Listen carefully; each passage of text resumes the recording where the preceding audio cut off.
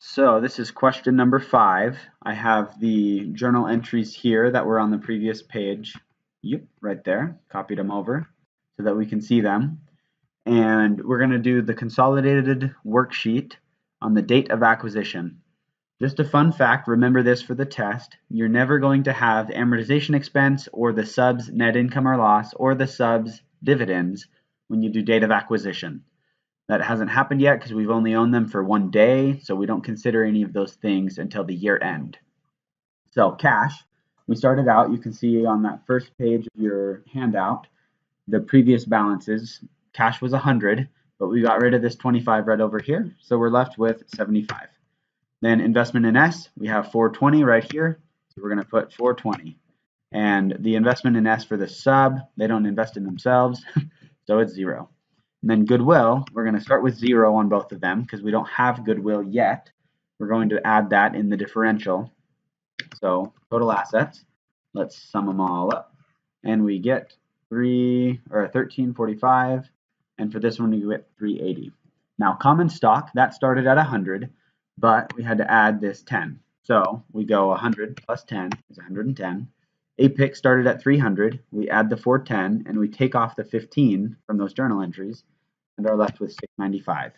Retained earnings started at 385, and this expense right here has to be considered right now because it's part of the acquisition process, and so we consider its effect right now. 385 minus that 10 gives us 375. If this is too fast, pause it, make sure you understand it, keep going. If it's too slow, speed me up, go double speed. And then we're going to do the sum of these assets, these liabilities, and that does equal what it should, 1345. I realize I just did a really awkward laugh, and that's okay. Just going to post it on YouTube for the world to see. These balance, so we are good to go. But we're not done with the consolidated worksheet yet. We have to add the basic and the differential journal entries. We don't have an amortization one because we haven't amortized anything. So the basic one, remember, we get rid of their equity. So we get rid of the thing. Why are we debiting them? Because these are credit balances. So if we debit them, they zero out. Get rid of all 3 of those and come up to the investment in S. And say I'm going to get rid of the sum of all of those. Boom, 284. But we're not done. We have to get the differential in here as well. Remember from the differential over here that 100 went to equipment, 30 went to DTL as a negative balance, and goodwill got 66. So I'm going to put those in. Goodwill at 66, equipment at 100, and the DTL is going to have a credit of 30 because it's increasing the liability. And then we have to come to the investment over here, and we're going to say plus the sum of these minus this, because it's a credit. We don't need to double count that, and it should balance out. If you're confused about those entries, do them on paper real quick, but it should zero out this 420 over here, so this should be 0.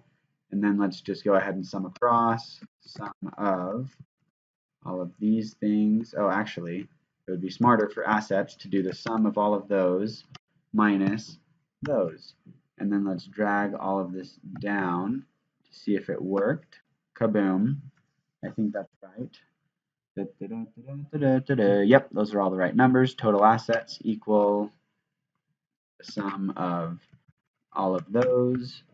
And then accounts payable, we're going to do this a different way. We're going to say the sum of these and the credits, because they're credit balances, minus the debit column. And if I drag all of those down, if you're confused what I'm doing, I'm just doing it quick in Excel, and you can kind of follow what's going on or do it on paper. We balanced, so we're good. Question 5 is done. Now let's move on to question 6. I'm going to get rid of these columns because they're journal entries that we don't need anymore. We want these ones, and I hid them all so that you wouldn't see them yet and get confused, but now you can see them all because we're going to do question 6. So the journal entries for recording in the general ledger during 2001 related to the investment in SALT. First, it tells us that they have income of 30. Why do we credit 30? Because it's an income statement item. Income statement items are like revenues with credits. They decrease with debits, and we'll see what that looks like in just a sec, but we're going to credit that, and we're going to increase our investment with a debit because it's an asset. So we increase it by 30 because that's their net income. Then they paid us cash of $10, so we debit cash, and we decrease our investment because they paid us cash, therefore part of their value is coming to ours, so we're going to decrease the investment and transfer it into our cash. Third thing is the amortization. Remember the amortization expense was negative 20 plus 6, so negative 14 every time. Amortization expense of 14. Income statement item, debit, is like an expense, 14, and the investment decreases by that same 14. So those are the journal entries that they would record in their general ledger related to this sub. And now let's go on to question 7. All right, question number 7 we're going to go over. So it asks us to complete the consolidated worksheet for Pepper and Salt for year 1. And then we're going to do that includes filling in the balance sheet and income statement information. This is the income statement part, separated by a black line for the retained earnings stuff. And then down here we have our balance sheet items. Then we have our adjusting entries that we'll do for basic, amortization, and differential, bad. And then we consolidate sum across. So start with the net income for sub. We know that they don't get any from themselves. It's all themselves. So we can figure out what their net income is. And it's given to us as 30 on the previous page. Remember it said that they gave us 30. So over here we recorded 30. And this is 30 here, so we can know that that's true. We check figure. And then what did we get from them? Well, we got their 30, but we also amortized $14. Remember over here we recorded income of 30 and an amortization expense of 14. So essentially we got $16 as income from our investment in S. So let's now sum all of those up. Let's do that. And that gives us 67, which is correct. Let's pull that down to our retained earnings information. Pull this one down as well. And then for dividends, it tells us we paid out 30 and they paid out 10. Now, if I want to sum all of those up, I'm going to do beginning retained earnings plus net income minus dividends, and I'm adding it here because it's a negative. I earlier was trying to record this and I forgot that, and so it was not the right number. This will be right for 12, and then we just carry that same formula over for the other one and get 154. So again, retained earnings is beginning balance plus net income minus dividends equals the ending retained earnings balance. Now let's go to the balance sheet. These are all given to us, and then the investment in S is not. So what should that be? You might think, oh, 420, because that's what it started as. Well, yes, it's 420 plus 30 minus 10 minus 14. So we actually end up having a beginning balance at the end of the year for our investment in S of 426. What is it first? The sub? Well, it's 0. They don't invest in themselves. Goodwill, remember we always start with 0, and then we can sum everything up for the assets and get 1601, and that is the correct number, thankfully. This one is 430, which is also the correct number.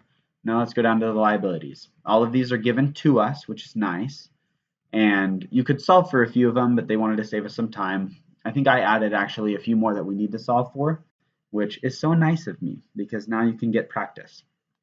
Retained earnings, what is that? Well, it's just going to be what the ending retained earnings is up there. Same thing here, grab it down, boom, and let's sum them all up, see if we balance. If we do, we will be happy. We do, and we do. So 1601, 1601, 430, 430. That makes a happy Jared and a hopefully happy watcher. So, what comes next? We have our basic balance, basic journal entry that we're going to do. Remember, we always get rid of their stock, all of their equity, and instead of doing anything here, we're going to get rid of it up here. We want to get rid of their beginning retained earnings, and we want to get rid of any dividends that they paid, and $30 from income. We had recorded 30 in here as income, which would have been a credit balance, a revenue, and so we debit it to cancel that out. So we want to then come to our investment in S, and we want to say, I want the sum of all of these and this minus this, and that should give me 304. That's our basic amount.